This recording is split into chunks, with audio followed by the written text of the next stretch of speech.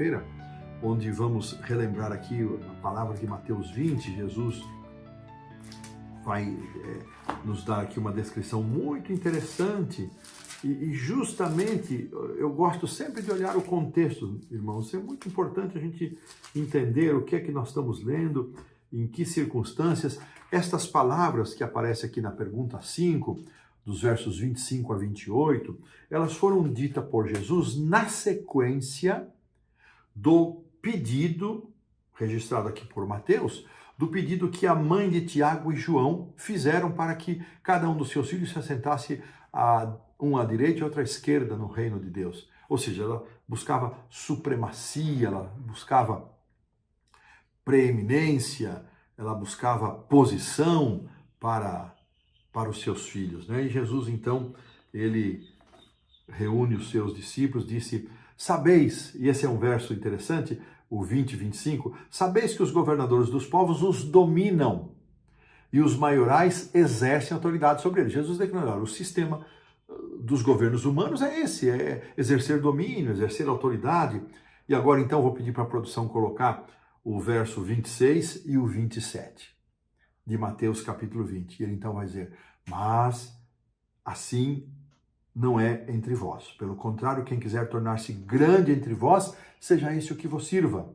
E quem quiser ser o primeiro entre vós, será o vosso servo. E o verso 28 ele vai terminar: porque da mesma maneira, assim como o Filho do Homem não veio para ser servido e para servir e dar a sua vida por resgate de muitos. Jesus usa o seu exemplo. Olhem para mim.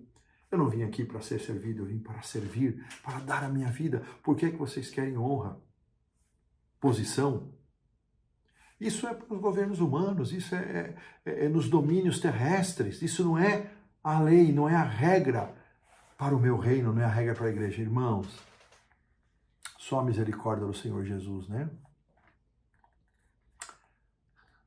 Será que na igreja a gente vê esse espírito do verso 25 aqui?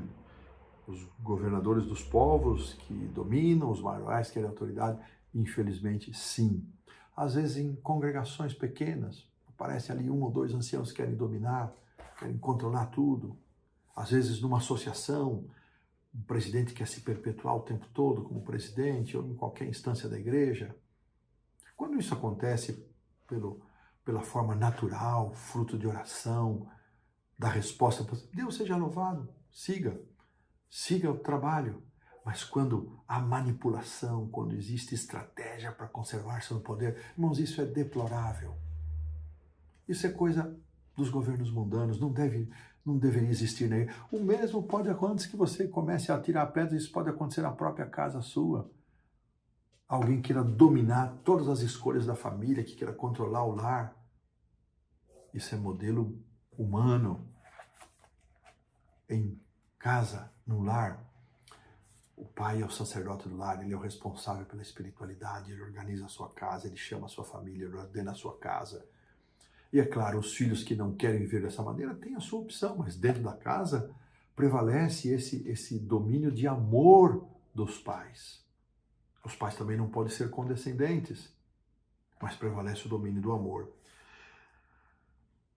Irmãos, o autor faz uma comparação entre esse pedido de Israel por um rei com a história da igreja cristã no momento em que no 4º século, quando Constantino chegou ao poder e ele aceitou o cristianismo, então muitas acomodações foram feitas, né?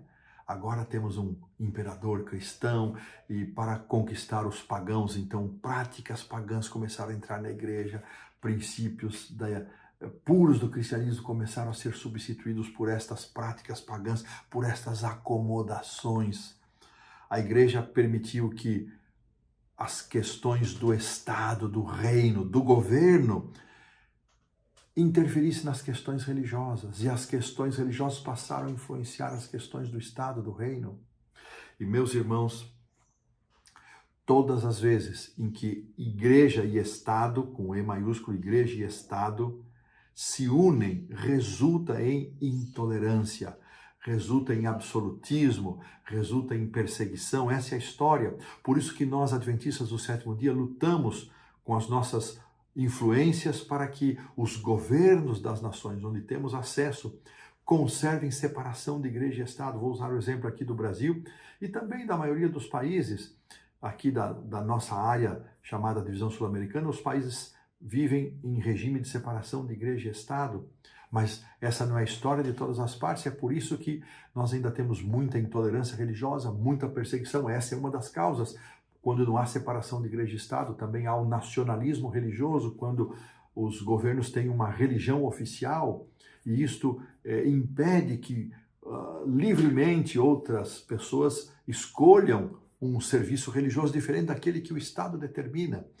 Mas nós podemos, infelizmente, constatar que no momento em que houve esta aproximação com o imperador, as práticas mundanas, pagãs vieram para a igreja tentou também surfar nessa onda, tomar partido, servir-se dessa influência, e o resultado foi que, da mesma forma como aconteceu no antigo povo de Israel, muitos dos capítulos mais sombrios da história da igreja cristã se passaram dentro desse contexto, desse absolutismo. Que coisa triste, a Idade Média. Queridos irmãos, que o Senhor nos ajude a olhar para estas coisas do passado, esses registros históricos, tanto de Israel como a história da igreja cristã, e nos ajudar a ter clareza do momento em que estamos vivendo, de como nós devemos nos conduzir. Como bons cidadãos que somos, nós devemos cumprir os nossos deveres de cidadania, mas proximidade, intimidade com os governos, isso não é para a igreja de uma forma oficial, organizacional. Se um membro ou outro deseja exercer um cargo público, candidatar-se, a igreja também não repele, não condena, mas como organização nós vivemos respeitosamente distantes dessa onda de poder. Esse não é o papel que a igreja adventista adotou para si. E pela graça de Deus, assim nós devemos nos conservar. Assim colocamos um ponto final na lição da quarta-feira.